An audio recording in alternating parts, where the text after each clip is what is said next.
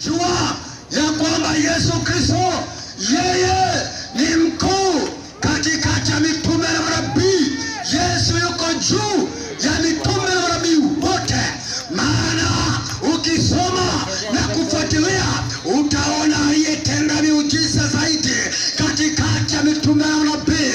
Walikuwepo akina Musa, walikuwepo akina Daudi, walikuwepo akina Danieli, walikuwepo akina Isaya, walikuwepo akina Sulemani, lakini hakuna aliyotenda muujiza kama Yesu. Miujiza alitenda mingi kuliko mwingine yeyote, na huyu ndiye aliyetumwa na Baba. Huyu ndiye aliyekuja kwa ajili ya ondoleo la dhambi. Huyu ndiye aliyekuja kwa ajili ya kukufungua vifungo. Huyu ndiye aliyekuja kukuponya. Hakuna mwingine. Hakuna mwingine. Hakuna mwingine. Watu waweje, hakuna mwingine. Tulienda mahali tukahubiri habari kama hizi.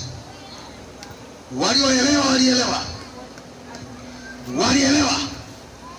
Maana akina Sulemani ndani ya Biblia walikuwepo, wakaelewa. Akina Ayubu ndani ya Biblia walisikia, wakaelewa.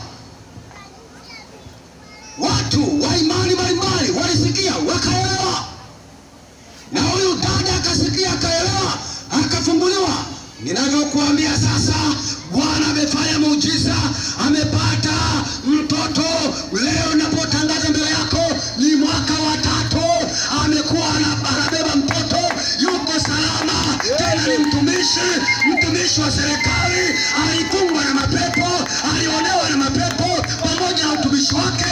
Wala mapepo hayaogopi dini yako, mapepo hayaogopi cheo chako, mapepo hayaogopi uwezo wako, mapepo hayaogopi wachawi, hawaogopi.